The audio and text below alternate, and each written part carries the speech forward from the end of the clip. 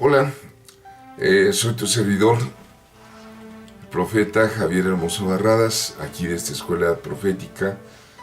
Y bueno, espero que sigamos leyendo el libro Implantando el Ministerio Profético. Vamos a la página 42. Ahora es tiempo de hablar del don ministerial de profeta. Recuerda que hemos leído en el libro de Efesios 4:11, él mismo constituyó a otros profetas. Profeta. Profeta viene del término griego profetes, que quiere decir lo siguiente: expresar, decir, delante de. El inicio del don ministerial de profeta, estoy hablando del ministerio, no del don de profecía. El don ministerial de profeta en el contexto del Nuevo Testamento tiene como punto de partida la ascensión del Señor Jesús a los cielos, allá en Hechos 1. Y así se eliminan los profetas del Antiguo Testamento. Pero no deja de tener ciertas características de estos últimos que se precisa como la base de los profetas del Antiguo Testimonio para comprender el ministerio profético que el Señor deja como legado a la iglesia contemporánea a través de la iglesia primitiva. Es decir, hubo profetas en la iglesia primitiva y hoy día también hay. El rol profético tiene que ver con aquellos que recibieron las revelaciones recibidas por los apóstoles, por el Señor directamente, por el Espíritu Santo, y de este modo beneficiaron a cada uno que las oyó. Recordemos en el Antiguo Testamento, los profetas bíblicos son los que propagan, pregonan la palabra de Dios al pueblo de Israel. Y los profetas en el Nuevo Testamento hablan bajo el impulso directo del Espíritu Santo. Mira, ve la carta a los Corintios 14, 29 al 32. Me parece muy importante este versículo, tiene mucha enseñanza. Primera de Corintios 14, 29 dice: asimismo, los profetas hablen dos o tres. Fíjate, ya da por sentado el apóstol Pablo en la carta a los Corintios que en la iglesia primitiva los profetas hablen dos o tres. Ya da por hecho de que están ahí. Y los demás juzguen. Y si algo le fuera revelado a otro que estuviera sentado, calle el primero. Porque podéis profetizar todos, uno por uno, para que todos aprendan y todos sean exhortados. Y los espíritus de los profetas están sujetos a los profetas.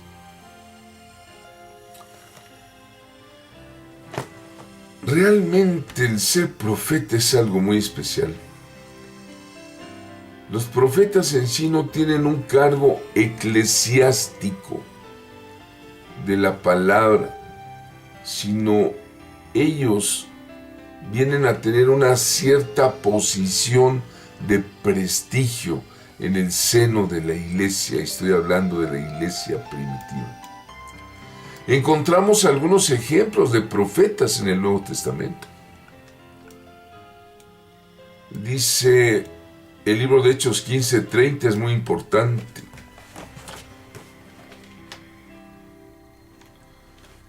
Así pues, los que fueron enviados descendieron a Antioquía y reuniendo a la congregación entregaron la carta, habiendo leído la cual, se regocijaron por la consolación. Y Judas y Silas, como ellos también eran profetas. ¿Quién te parece, amigo, que nos escuchas? Judas y Silas, como ellos también eran profetas, consolaron y confirmaron a los hermanos con abundancia de palabras. Leemos en Hechos 21, 10, 11. Y permaneciendo nosotros allí algunos días, descendió de Judea un profeta llamado Ágabo. Ágabo, cuyo nombre proviene de ágape, es un profeta de amor, quien viniendo a vernos tomó el cinto de Pablo y atándose los pies y las manos, dijo: esto dice el Espíritu Santo. Así atarán los judíos en Jerusalén al varón de quien es este cinto y le entregarán en manos de los gentiles. Fíjate, hizo un acto profético Ágabo con el cinturón de Pablo y profetizó sobre la vida ministerial de Pablo. Los profetas no tenían la misión exclusiva de pronosticar el futuro. No eran predecisores del futuro, sino de proclamar la voluntad de Dios. De proclamar la voluntad de Dios. Y bueno, al hacerse así, hasta cierto punto tenían que hablar, anunciar cosas futuras. Ágabo es un profeta también que anuncia una futura hambruna, un hambre que vendría sobre esa tierra. Anunciaban las consecuencias también que traería el desobedecer la voluntad de Dios o las bendiciones de obedecer la voluntad de Dios. Los profetas se movían por toda la iglesia. Su mensaje muchas veces era interpretado, pero su mensaje no era el resultado del pensamiento o del estudio de varios libros, sino que su mensaje era revelado directamente por el Espíritu Santo. Puede ser que tenían hogar y familia los profetas del Antiguo Testamento y del Nuevo, o algún medio de subsistencia. Iban de iglesia en iglesia proclamando la voluntad de Dios tal como Dios se lo había revelado. Los profetas, como un ministerio reconocido, desaparecieron de la iglesia antes de mucho. ¿Esto por qué sucedió? Bueno, todo tiene algo espiritual. El mundo natural y espiritual están equiparados. Seguramente Satanás sabía que los profetas eran de valiosa importancia en la iglesia. En tiempos de persecución, los profetas eran los primeros en caer. No podían ocultarse. Ellos tenían que proclamar y eran los primeros en morir por la fe. Luego, los profetas llegaron a ser un problema al paso del tiempo. A medida que las iglesias iban creciendo, se va desarrollando una estructura, una organización local, y el profeta no entra en esa estructura.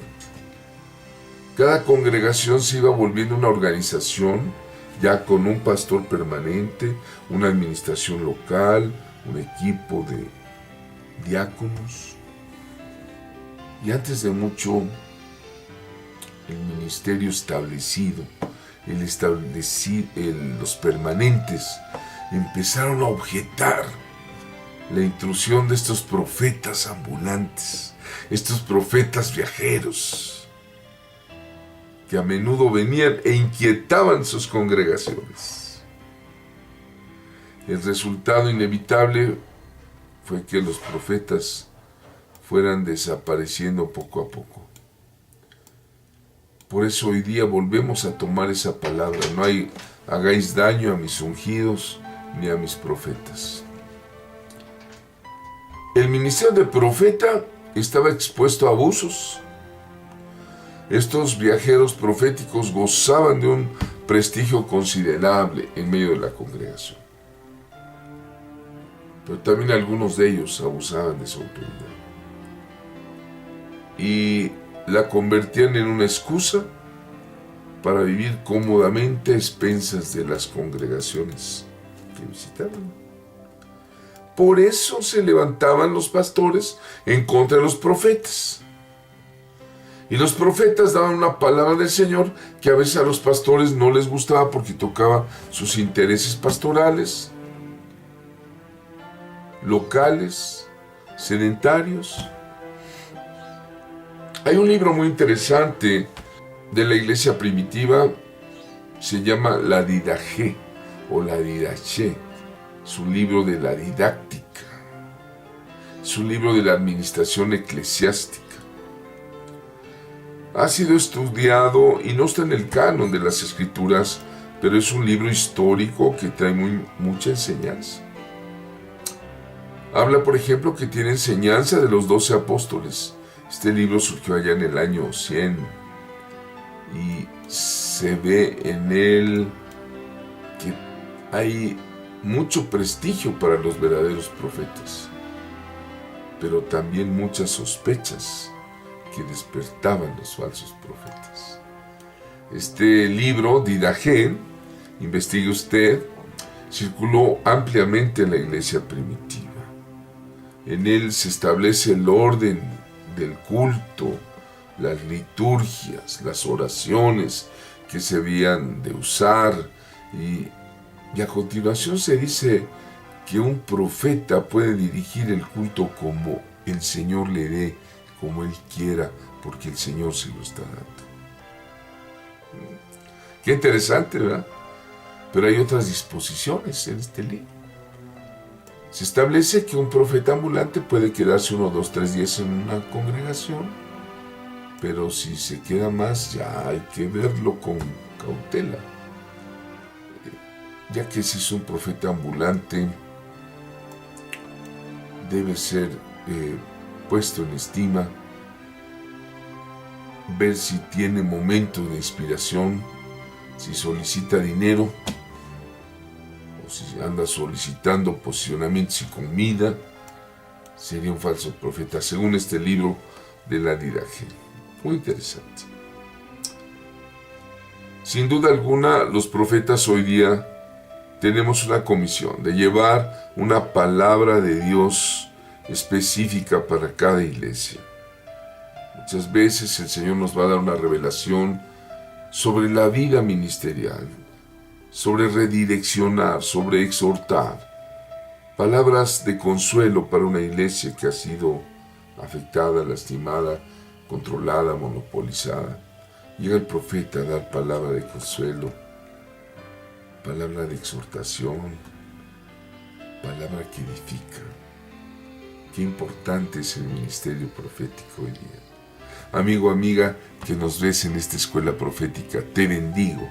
Te bendigo porque estás en el camino de implantar el ministerio profético. Soy tu amigo, el doctor Javier Hermoso Barradas. El Señor te bendiga.